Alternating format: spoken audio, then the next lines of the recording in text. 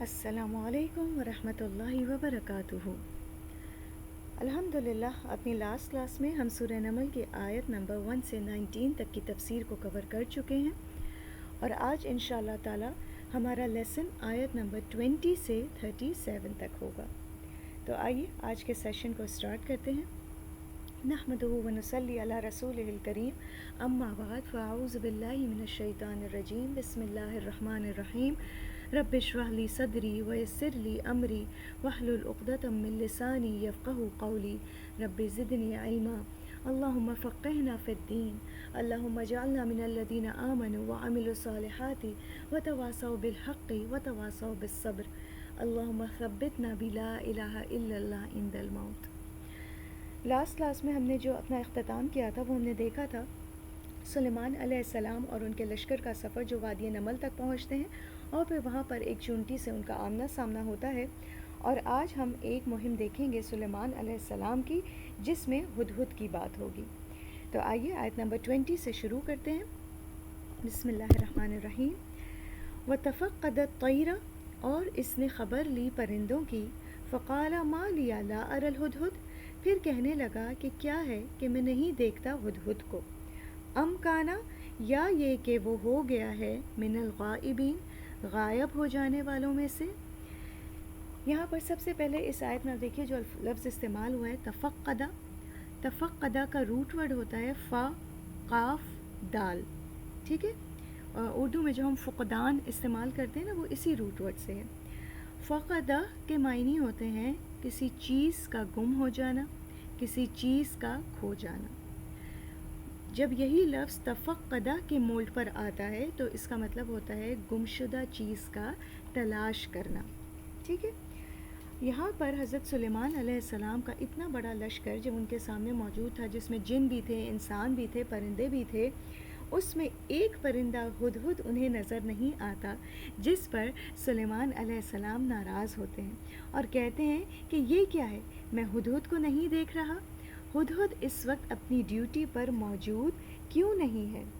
اب دیکھیے پورے لشکر میں سے صرف ایک پرندہ غائب ہے، لیکن کس طرح سلیمان علیہ السلام نے اسے نوٹ کر لیا، اور پھر جب اسے غیر حاضر پایا تو کہنے لگے لَأُعَذِّبَنَّهُ عَذَابًا شَدِيدًا، البتہ میں ضرور عذاب دوں گا اسے، سخت عذاب، اَوْ لَأَذْبَحَنَّهُ، یا میں اسے ذبح ہی کر دوں گا، اس کا کام ہی تمام کر دوں گا، اَوْ لَيَأْتِيَنِّي بِسُلْطَانٍ مُبِينٍ، یا البتہ وہ ضرور لے کر آئے میرے پاس بسلطان مبین، کوئی واضح دلیل۔ یہاں پہ حضرت سلیمان علیہ السلام کیا کہہ رہے ہیں کہ ہدہد کو اپنی ذمہ داری سے غافل ہونے کی سزا ضرور دی جائے گی، یہ وقت تھا اس کی ڈیوٹی کا، یہ وقت تھا کہ اسے یہاں حاضر ہونا چاہیے۔ اب اگر وہ یہاں پر حاضر نہیں تو یا تو میں اسے سخت سزا دوں گا، اسے پنش کروں گا، تاکہ دوسروں کو بھی عبرت حاصل ہو کہ اپنی ذمہ داری سے غافل ہونا کوئی معمولی بات نہیں، یا پھر تو میں اس کا کام ہی تمام کر دوں گا، اسے ذبح کر دوں گا، یا پھر ہدہد کو کوئی نہ کوئی ویلڈ ریزن، ویلڈ ایکسکیوز دینا ہوگا اپنی ایبسنس کا۔ ہم دیکھتے ہیں نا اسکول میں بھی جب بڑی کلاسز ہوتی ہیں اور اس میں اگر بچے ایبسنٹ ہوتے ہیں تو ٹیچرز بھی کیا کہتی ہیں کہ کوئی ویلڈ ریزن ہونا چاہیے، ٹھیک ہے؟ اگر چھٹی آپ کر رہے ہیں یا اگر آپ نے کوئی کلاسز جوائن کی ہوئی ہیں، کوئی کورس جوائن کیا ہوا ہے، تو اس میں بھی اگر آپ ایبسنٹ ہو رہے ہیں تو you should have a valid reason. تو یہاں پہ ہم دیکھتے ہیں کہ سلیمان علیہ السلام اتنے بڑے لشکر میں ہدہد کی غیر حاضری کو نوٹ کرتے ہیں، اور یہاں سے دیکھیے ایک بات یہ بھی پتہ چلتی ہے نا کہ ان کا لشکر کتنا ڈسپلن والا ہوگا، کہ جس وقت سلیمان علیہ السلام نے سب کو کہا ہوگا کہ میرے سامنے پورا لشکر حاضر ہو، ہر ایک کی یہ ڈیوٹی تھی کہ وہ ان کے سامنے حاضر ہو، اور ایک پرندہ بھی نہیں تھا تو سلیمان علیہ السلام نے نوٹس کر لیا۔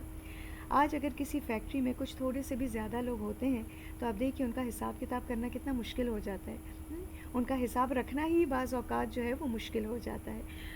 اور اب دیکھیے بعض روایات میں آتا ہے کہ ہدہد کی ذمہ داری تھی، اس کے اوپر ایک رسپانسبلٹی تھی، اور وہ یہ تھی کہ جب بھی سلیمان علیہ السلام اپنے لشکر کے ساتھ کہیں جاتے، کسی سفر پر جاتے، کسی جگہ پڑاؤ کرتے، قیام کرتے، تو ہدہد کی ذمہ داری تھی کہ وہ جاتا، ان کے لیے پانی کی جگہ کو تلاش کرتا اور پھر آ کے انہیں خبر دیتا، اور اس طرح سے پورے لشکر کے لیے پانی کا انتظام کیا جاتا، کیونکہ ظاہر ہے اتنا بڑا لشکر اگر کہیں جا رہا ہے تو وہ اپنے ساتھ اتنا زیادہ کھانے پینے کا سامان تو لے کر نہیں جا سکتے تھے. تو یہ ہدہد کی ذمہ داری تھی کہ وہ پانی کی جگہ کو تلاش کرتا تھا. اور پھر جب حضرت سلیمان علیہ السلام نے ہدہد کو غیر حاضر پایا تو انہوں نے سخت وارننگ دی، سخت ناراض ہوئے کہ اب ضرور اسے کوئی خطرناک انجام کا سامنا کرنا پڑے گا. کیا؟ یا تو میں اسے سخت سزا دوں گا یا تو میں اس کا کام ہی تمام کر دوں گا. ہاں ایک چیز ہے کہ اگر ہدہد کوئی ویلڈ ریزن لے آئے. اب کیا ہوا؟ ابھی حضرت سلیمان علیہ السلام انتہائی ناراضگی کا اظہار کر رہے تھے، غصے میں تھے. فَمَكَثَ غَيْرَ بَعِيدٍ، تو وہ ٹھہرا نہ زیادہ دیر. مکثا، میم کاف سا اس کا روٹ ورڈ ہے اور اس کا مطلب ہوتا ہے کسی جگہ ٹھہرنا. یہ لفظ ہم پہلے بھی پڑھ چکے ہیں. اب ابھی تو سلیمان علیہ السلام کی یہ کیفیت تھی، تھوڑی ہی دیر گزری کہ ہدہد وہاں آ گیا اور کیا کہنے لگا؟ فقال احطت بما لم تحط به، کہ میں نے احاطہ کیا ہے اس علم کا، اس چیز کا جس کا احاطہ آپ نے نہیں کیا ہے. یہاں پر احاطہ کرنے کا کیا مطلب ہے؟ کہ میں وہ علم آپ کے پاس لے کر آیا ہوں، میں وہ خبر آپ کے پاس لے کر آیا ہوں جو آپ کے پاس نہیں ہے. کیونکہ ظاہر ہدہد کو بھی علم ہو گیا کہ حضرت سلیمان علیہ السلام ناراض ہیں، غصے میں ہیں، تو اس نے فوراً اپنا ویلڈ ریزن ان کے سامنے پیش کر دیا اور کیا کہنے لگا؟ میں وہ خبر لے کر آیا ہوں جو آپ کے پاس نہیں ہے. وَجِئْتُكَ مِنْ سَبَإٍ بِنَبَإٍ یقین، اور میں آپ کے پاس لے کر آیا ہوں سبا سے ایک خبر یقینی. یعنی میں آپ کے پاس قوم سبا کی ایک ایسی خبر لے کر آیا ہوں جو کہ یقینی خبر ہے. ٹھیک ہے، یہاں پر آپ دیکھیے کہ ہدہد کیا کہہ رہے ہیں کہ جو خبر لائے ہوں وہ کوئی ایسی سنی سنائی خبر نہیں بلکہ یہ ایک یقینی خبر ہے. یہ سبا کے علاقے سے یا سبا کی قوم کی خبر ہے. سلیمان علیہ السلام کی جو حکومت تھی، جو بادشاہت تھی، وہ فلسطین میں تھی اور قوم سبا جو تھی وہ یمن کی طرف تھی. اسی طرح سے آپ دیکھیے اسکالرز کہتے ہیں کہ سبا جو ہے وہ کسی علاقے کا نام بھی ہو سکتا ہے یا پھر کسی قوم کا نام بھی ہو سکتا ہے. اور بہرحال یہ جو بھی قوم تھی اس کے بارے میں آتا ہے کہ بہت زیادہ دولت مند قوم تھی. اس کی تفصیل جو ہے ڈیٹیل کے ساتھ انشاءاللہ ہم سورہ سبا میں پڑھیں گے. تو یہاں پر ہدہد نے کہا سلیمان علیہ السلام کو کہ میں آپ کے پاس سے خبر لے کر آیا ہوں جو آپ کے پاس نہیں. یہاں سے آپ دیکھیے بہت ہی امپورٹنٹ بات پتہ چلتی ہے. وہ کیا؟ کہ پیغمبروں کے پاس بھی غیب کا علم نہیں تھا. سلیمان علیہ السلام کے پاس جو بادشاہت تھی وہ انتہائی عظیم بادشاہت تھی. انسان، جن، پرندے سب کے سب ان کے قبضے میں تھے اور ان کی اس سلطنت میں ایک خاص ڈسپلن بھی ہم دیکھتے ہیں کہ کس طرح سب آرگنائزڈ ہو کر پورا لشکر ان کے سامنے حاضر ہوتا تھا. لیکن اس کے باوجود پیغمبروں کا علم مکمل نہیں، ان کے پاس بھی غیب کا علم نہیں ہوتا کیونکہ مکمل علم تو صرف اللہ تعالیٰ کے پاس ہے. اب ہدہد نے کہا کہ میں آپ کے پاس ایک یقینی خبر لایا ہوں، صرف سنی سنائی نہیں. وہ قوم سبا کی خبر ہے اور وہ ہے کیا؟ انی وجدت امرأۃ تملکہم، بے شک میں نے پایا امرأۃ ایک عورت کو، تملکہم جو مالک ہے ان کی، وأوتیت من کل شیء اور وہ دی گئی ہے ہر قسم کی چیز میں سے، وَلَهَا عَرْشٌ عظیم اور اس کے لیے عرش عظیم ہے. یہاں پر آپ دیکھیے چونکہ ایک عورت کی بات ہو رہی ہے اسی لیے جو تملکہم میں آپ کو شروع میں جو تا نظر آ رہا ہے اور اسی طرح سے اوتیت میں جو آپ کو آخر میں تا نظر آ رہا ہے وہ مؤنث کی نشانی ہے. ٹھیک ہے، یہ میرے ان اسٹوڈنٹس کے لیے جو ریگولرلی مجھے سنتے ہیں، جن کو تھوڑا بہت اب میل فیمیل کا پتہ چلتا ہے، ان کے لیے میں بتا رہی کہ انی وجدت امرأۃ، بے شک میں نے پایا ایک عورت کو. اب یہ عورت کون تھی؟ قوم سبا کی ملکہ تھی جس کا نام آتا ہے بلقیس بن شراحیل. ٹھیک ہے، یہ ملکہ سبا تھی. وَأُوتِيَتْ مِنْ كُلِّ شَيْءٍ اور اس کے پاس ہر طرح کا ساز و سامان موجود تھا. وَلَهَا عَرْشٌ عَظِيمٌ اور اسی طرح سے اس کا عرش جو تھا وہ بہت زبردست تھا، ایک بڑے محل میں رکھا ہوا تھا. یعنی وہی بات جو میں نے ابھی کی کہ یہ لوگ، یہ قوم بہت زیادہ دولت مند تھی، اور اسی طرح سے ملکہ سبا کا جو عرش تھا اس کے بارے میں آتا ہے بہت ہی عظیم، بہت ہی خوبصورت، اونچا اور مضبوط قسم کا عرش تھا جو کہ اس کے محل میں رکھا ہوا تھا۔ وجدتها وقومها يسجدون للشمس من دون اللہ، میں نے پایا ہے اس کو، کس کو؟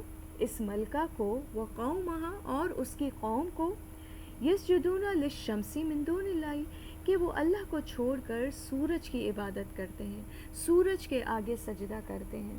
وَزَيَّنَ لَهُمُ الشَّيْطَانُ أَعْمَالَهُمْ، اور خوبصورت بنا دیا ہے ان کے لیے شیطان نے ان کے اعمال کو۔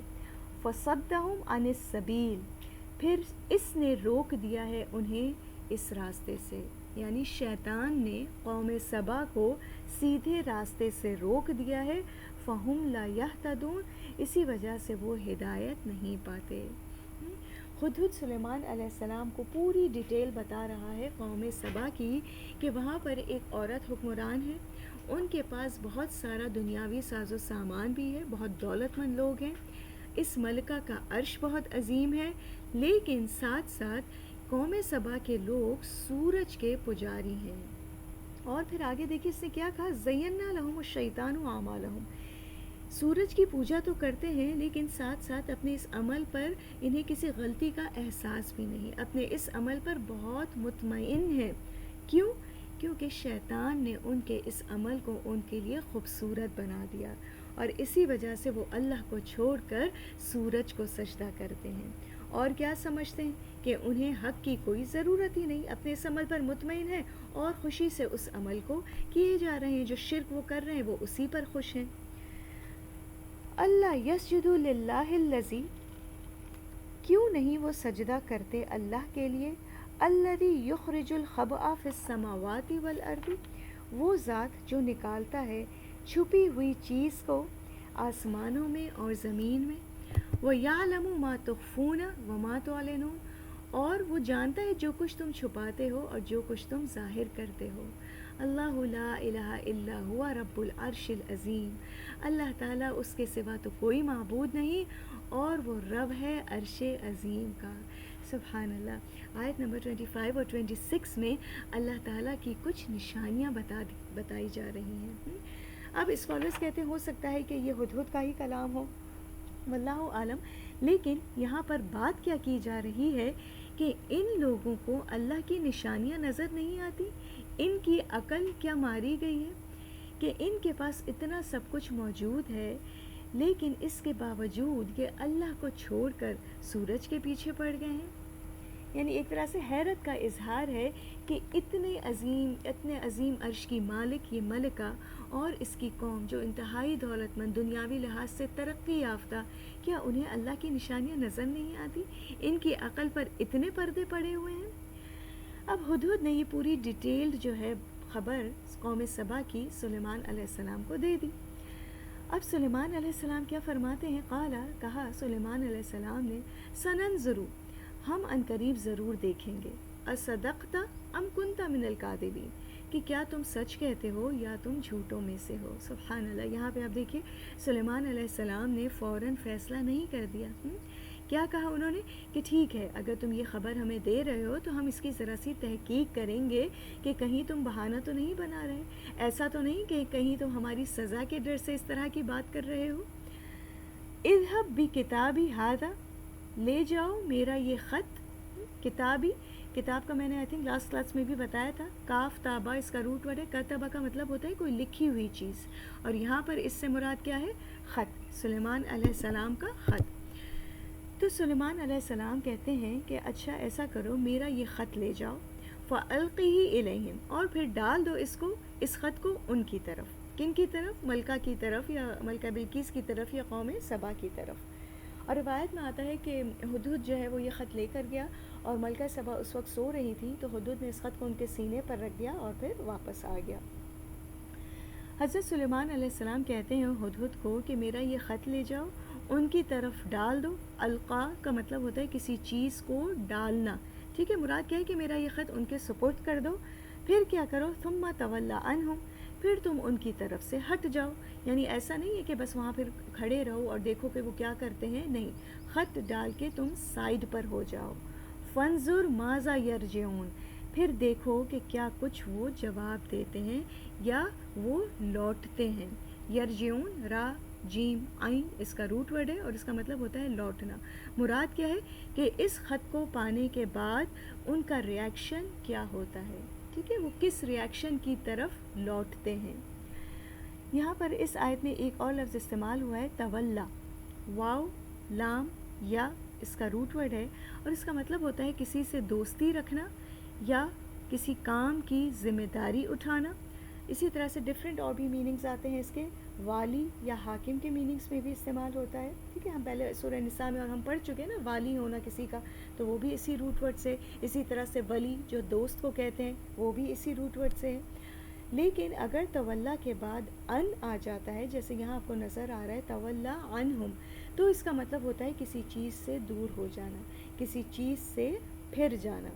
تو سلیمان علیہ السلام ہدہد سے کہہ رہے ہیں کہ یہ خط ان کی طرف ڈالو, اس قوم کی طرف ڈالو اور پھر ان سے الگ ہو جاؤ. پھر ہم دیکھیں گے کہ اس خط کو پا کر وہ کس طرح سے ریئیکٹ کرتے ہیں. اور یہ خط کیا تھا, اس میں سلیمان علیہ السلام نے انہیں اسلام کی دعوت دی تھی. اب کیا ہوا, جب ملکہ سبا کو یہ خط ملا, اس نے اس خط کو کھولا اور پڑھا, تو ملکہ سبا نے کیا کیا, قالت کہنے لگی, یا ایھا الملؤ, اے اہل دربار, انی القی الیہ کتاب کریم, کہ بے شک میں ڈالا گیا ہے میری طرف ایک خط, کتاب ایک خط, کریم عمدہ, بہت ہی عمدہ بہترین خط میری طرف بھیجا گیا ہے. یہاں پر اس خط کو عمدہ کہا جا رہا ہے. اور اب دیکھیے کہ اسکالرز کہتے ہیں کوئی بھی خط عمدہ کیسے ہوتا ہے, کسی خط کے بہترین ہونے کا ہم کیسے پتہ کر سکتے ہیں. ایک, اس خط کا مضمون, اس خط کا ٹاپک جو ہے وہ بہترین ہو. دوسرا, یہ خط جس کی طرف سے آ رہا ہو تو اس خط کو بھیجنے والا شخص جو ہے وہ خود بہت معزز ہو, بہت محترم ہو. اور پھر ایک چیز اور ہے کہ اس خط پر مہر لگی ہوئی ہو یا اسٹیمپ لگی ہوئی ہو, اسٹیمپڈ خط ہو, یعنی صحیح طریقے سے جو ہے وہ انویلپ میں بند کیا ہوا ہو اور اس پر اسٹیمپ لگی ہوئی ہو, تو پھر ایسے خط کو کہا جاتا ہے عمدہ خط. اور یہاں پر ہم دیکھتے ہیں کہ اس خط کا مضمون بھی بہترین تھا, دعوت اللہ تھی, بھیجنے والا شخص بھی کوئی اور نہیں سلیمان علیہ السلام تھے جو کہ بادشاہ تھے, عظیم سلطنت کے مالک تھے, اور پھر یہ ایک شاہی خط تھا, بادشاہ کی طرف سے بھیجا گیا تھا. اب اس پر آپ دیکھیے ملکہ سبا نے کیا کیا. یہاں پر ملکہ سبا کی وزڈم نظر آتی ہے کہ اس نے فوراً اپنے درباریوں کو انفارم کیا کہ دیکھو میرے پاس ایک زبردست خط آیا ہے جس میں یہ بات ہے. کیا کہنے لگی, انہ من سلیمان, کہ یہ خط کس کی طرف سے ہے, سلیمان علیہ السلام کی طرف سے ہے. وَإِنَّهُ بسم اللہ الرحمن الرحیم, اور بے شک وہ ساتھ اللہ کے نام کے جو بڑا مہربان نہایت رحم فرمانے والا ہے. اور اس خط میں لکھا ہوا کیا ہے, اللہ تعالو علیہ, کہ نہ سرکشی کرو مجھ پر. تعالو کا لفظ عین لام واو سے ہے, ٹھیک ہے. اعلیٰ جو ہم اردو میں استعمال کرتے ہیں, علی, یہ سب اسی روٹ ورڈ سے ہیں جس کا مطلب ہوتا ہے بلند ہونا. لیکن پھر تعالو کا مطلب ہو جاتا ہے کہ اپنے آپ کو بڑا سمجھتے ہوئے تکبر کرنا, سرکشی کرنا.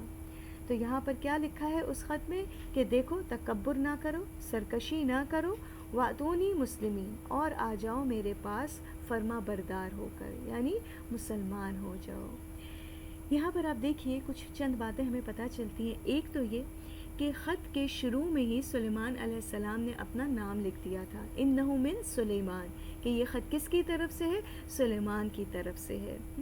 آج ہم تو جب کسی کو خط لکھتے ہیں تو ہم اینڈ میں اپنا نام لکھتے ہیں نا, لیکن سنت بھی یہی تھی کہ جب نبی صلی اللہ علیہ وسلم بھی کسی کو خط لکھا کرتے تھے تو اس میں شروع میں ہی اپنا نام لکھا کرتے تھے.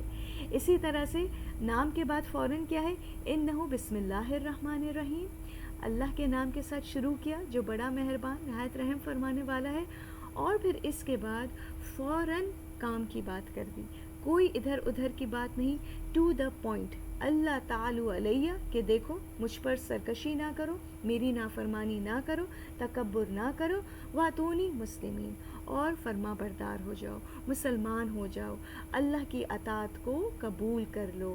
کوئی ادھر ادھر کی بات نہیں، لمبی چوڑی باتیں نہیں. مختصر خط لکھا، کیونکہ اب دیکھیے جو کلام مختصر ہوتا ہے وہی اپنا اثر بھی رکھتا ہے. اسی لیے لمبا چوڑا خط کی بجائے انہوں نے کیا کیا، اللہ تعالی علیہ واتونی مسلمین، 2 باتیں ان کو لکھی کہ ایک میری بات مان جاؤ، تکبر نہ کرو، اور دوسرا اللہ کی اطاعت کو قبول کر لو. اب آگے ملکہ سبا کیا کرتی ہے، قالت یا ایھا الملأ، اے سرداران قوم، اے اہل دربار، افتونی فی امری، مجھے فتویٰ دو میرے اس معاملے میں. یعنی خود سے آپ دیکھیے اس نے فیصلہ نہیں کر لیا، حالانکہ کیا ملکہ تھی، چاہتی تو خود فیصلہ کر لیتی، لیکن اس نے اپنے درباریوں سے مشورہ کیا. سبحان اللہ. اب دیکھیے نبی صلی اللہ علیہ وسلم بھی اہم کاموں میں لوگوں سے مشورہ کیا کرتے تھے، کیونکہ ٹیم ورک کے لیے باہم مشورہ بہت ضروری ہے. چاہے انسان کتنے بھی بڑے عہدے پر فائز ہو، لیڈر ہو، انچارج ہو، اسے کیا چاہیے کہ جب کوئی خاص بات ہو، کوئی اہم معاملہ ہو، تو اس میں اپنے ٹیم ممبرز کے ساتھ مشورہ کرے. یہاں پر حالانکہ اب دیکھیے ملکہ سبا مسلمان تو نہیں تھی، لیکن اس کے سلیم الفطرت ہونے کا پتہ چلتا ہے نا، کہ وہ کتنے نیچرل اس کے جذبات تھے اور اچھے اخلاق تھے اس میں، کہ اس نے فوراً فیصلہ نہیں کیا بلکہ اپنے درباریوں سے مشورہ مانگا اور کہنے لگی کہ مجھے فتویٰ دو. اب فتوے سے مراد یہاں پر کیا ہے، اب دیکھیے فتویٰ کا مطلب ہوتا ہے کسی مشکل مسئلے کا جواب دینا یا جواب تلاش کرنا. ٹھیک ہے، ہر عام قسم کے سوال جواب کو فتویٰ نہیں کہا جاتا. کسی مشکل مسئلے کے لیے جواب کو تلاش کرنے کے بارے میں فتوے کا لفظ آتا ہے. ٹھیک ہے، عام سوال جواب جو ہم ڈیلی لائف میں ایک دوسرے سے کرتے ہیں وہ فتویٰ نہیں ہوتا. تو یہاں پر چونکہ وہ پریشان ہوئی، کنفیوز تھی، تو اس نے کہا کہ دیکھو میرے اس معاملے میں میری مدد کرو اور مجھے مشورہ دو. ما کنت قاطعۃ امرا، نہیں میں ہوں قطعی فیصلہ کرنے والی. قاطعۃ، قاف تا عین اس کا روٹ ورڈ ہے، اور اس کا مطلب لفظی معنی ہوتے ہیں کسی چیز کو کاٹنا.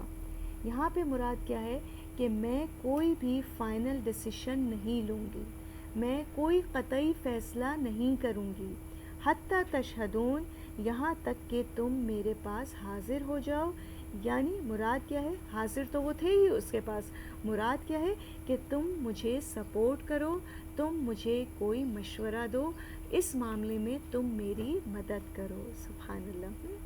اب دیکھیے نارمل اگر گھر میں بھی دیکھیں، اگر ہم آپس میں مشورے سے کام کرتے ہیں تو اس سے تعلقات بھی کتنے اچھے رہتے ہیں. خاص طور پر اگر جو گھر کا کوئی آرگنائزر ہے، گھر کا کوئی بزرگ ہے، یا اگر ہسبینڈ ہے جن کی ذمہ داری ہے گھر میں، اگر وہ اہم معاملات میں گھر والوں کو ساتھ لے کر چلتے ہیں تو اس سے گھر کے بھی تعلقات جو ہیں وہ اچھے رہتے ہیں. تو ملکہ سبا نے بھی اپنے درباریوں سے مشورہ مانگا اور ان سے کہنے لگی کہ دیکھو کسی معاملے کا فیصلہ میں اکیلی نہیں کروں گی جب تک تم مجھے سپورٹ نہ کرو، مجھے کوئی مشورہ نہ دے دو.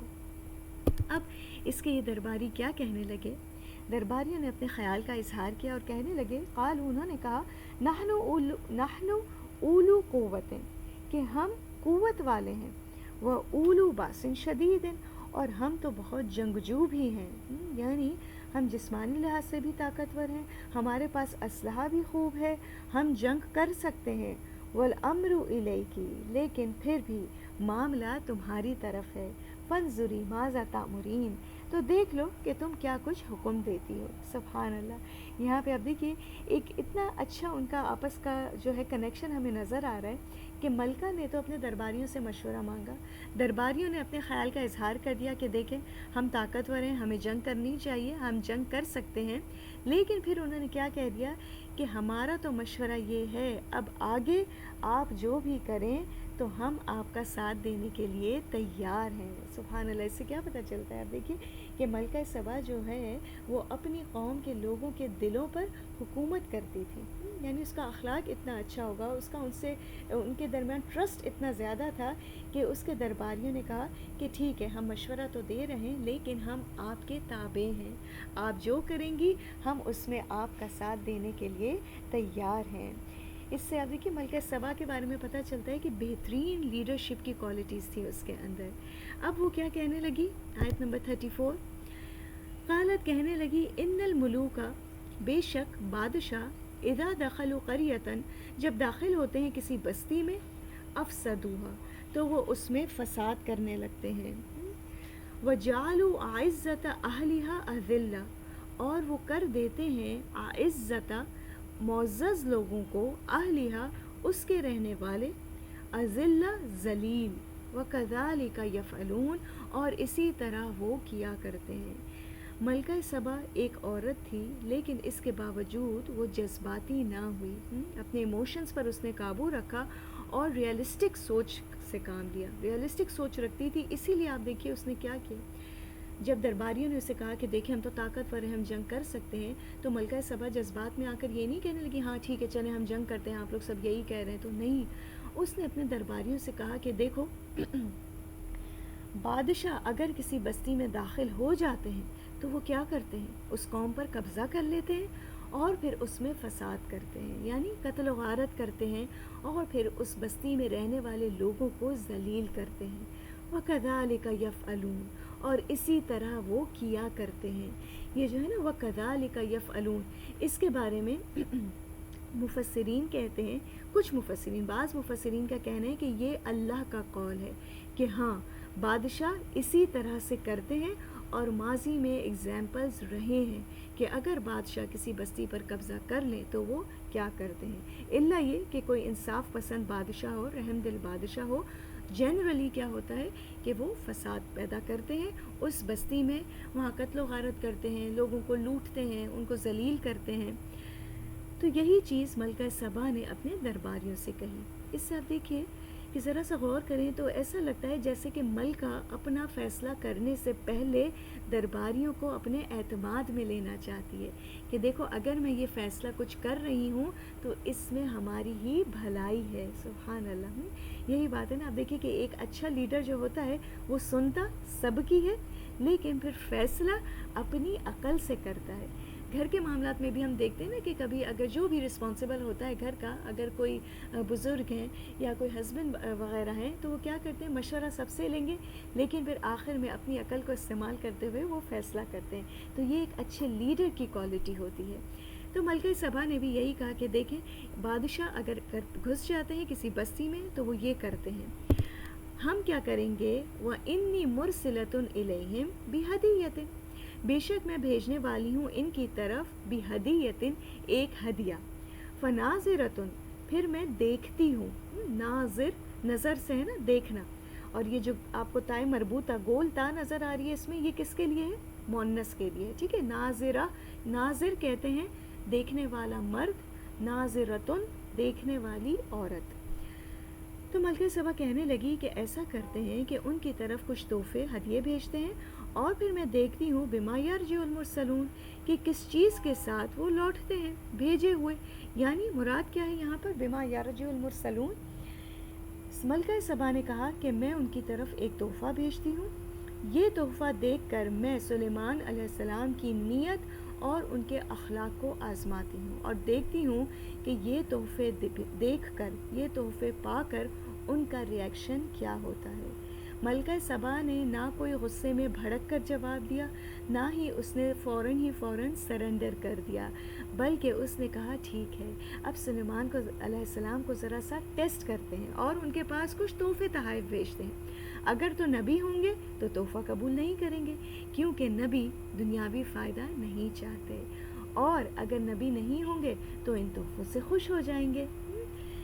اور اب دیکھیے یہ بات یاد رکھیے کہ کوئی بھی تحفہ جو انسان کسی ذاتی فائدے کو حاصل کرنے کے لیے کسی کو دیتا ہے تو وہ تحفہ جو ہے وہ رشوت کے ہی زمرے میں آ جاتا ہے، that will be equal to رشوت، کہ جیسے کہ آپ کسی کو برائب کر رہے ہیں کہ میں اس کو یہ دیتا ہوں تاکہ بدلے میں یہ میرے مطلب کا کام کر دے۔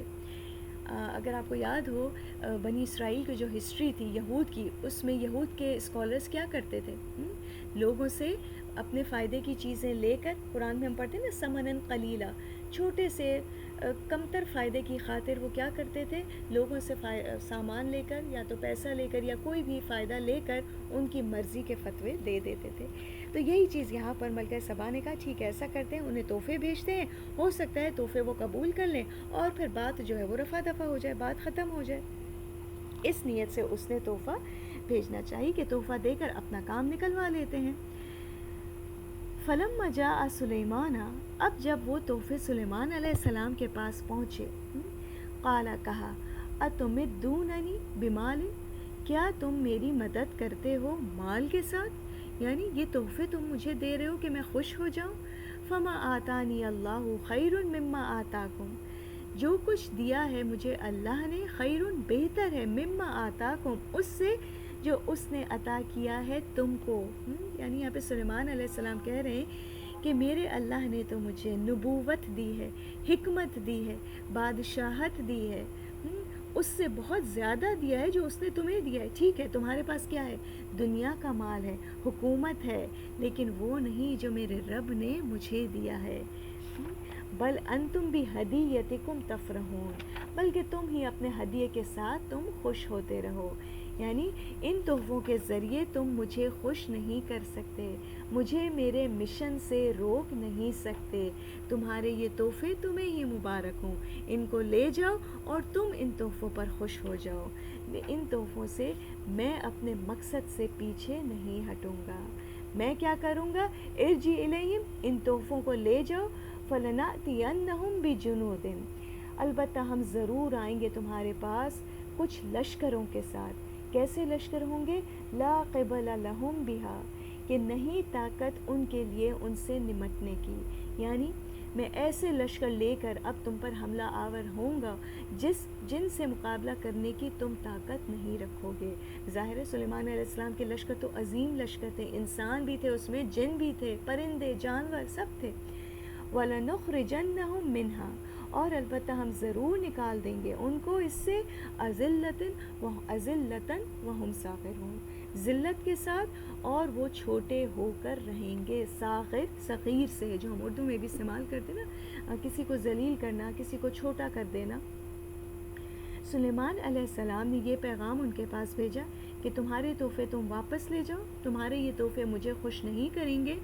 اور اس پیغام کو بھیجنے کے بعد سلیمان علیہ السلام نے جنگ کی تیاری شروع کر دی کہ ٹھیک ہے بس اب تیار رہو، اب میں اپنے لشکر لے کر تمہارے پاس آ رہا ہوں، ایسے لشکر تم جن کا مقابلہ نہیں کر سکو گے، اور ملکہ سبا کو اور اس کی قوم کو ہم اس کی بستی سے نکال دیں گے۔ اور کس طرح سے، اذلتاً وہم صاغرون، ذلیل و رسوا کر کے۔ وہی بات جو پیچھے ملکہ سبا نے کی تھی نا، کہ بادشاہ اگر کسی بستی میں گھس جاتے ہیں تو پھر وہ کیا کرتے ہیں، وہ فساد کرتے ہیں۔ لیکن یہاں پر آپ دیکھیے اس کا مطلب یہ نہیں کہ خدا نخواستہ سلیمان علیہ السلام کوئی اس طرح کے بادشاہ تھے کہ وہ فساد کرتے کسی بستی میں۔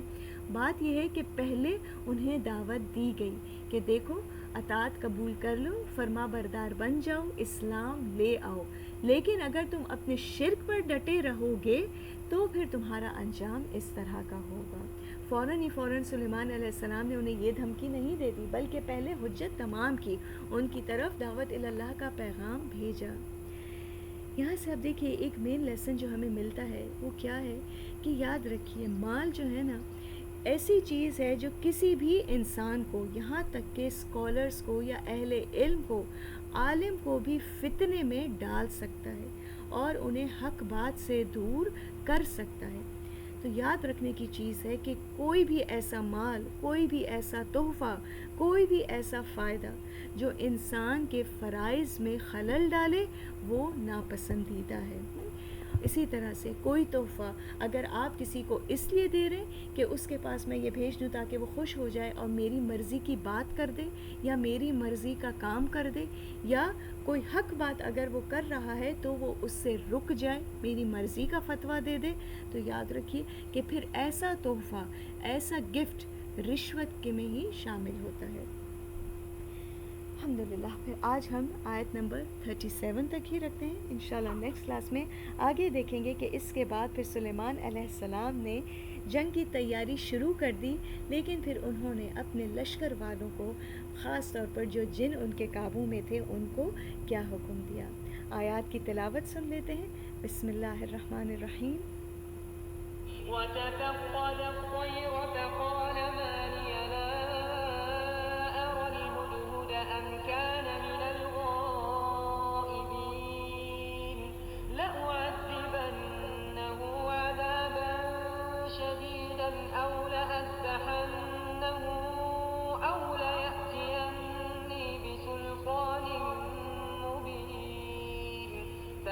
بيتك غير بعيد فقال أحط بما لم تحط به وجئتك من سبأ بنبأ يقين إني وجدت امرأة تملكهم وأوتيت من كل شيء ولها عرش عظيم وجدتها وقومها يسجدون للشمس من دون الله وزين لهم الشيطان أعمالهم فصدهم عن السبيل فهم لا يهتدون ألا يسجدوا لله الذي يخرج الخبأ في السماوات والأرض ويعلم ما تخفون وما تعلنون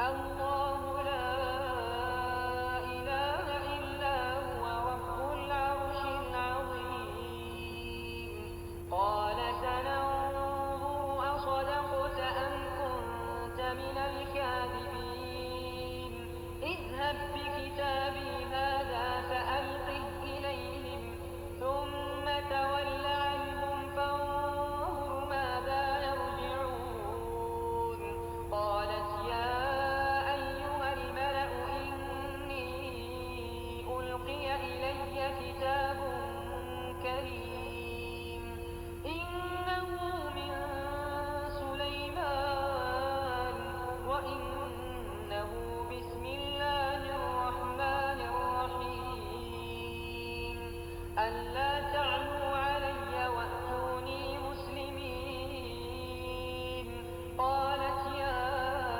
أيها الملأ أفتوني في أمري ما كنت قاطعة أمرا حتى تشهدون قالوا نحن أولو قوة وأولو بأس شديد والأمر إليك فانظري ماذا تأمرين قالت إن الملوك إذا دخلوا قرية أفسدوها وجعلوا أعزة أهلها أذلة وكذلك يفعلون وإني مرسلة إليهم بهدية فناظرة بما يرجع المرسلون فلما جاء سليمان قال أتمدونني بمال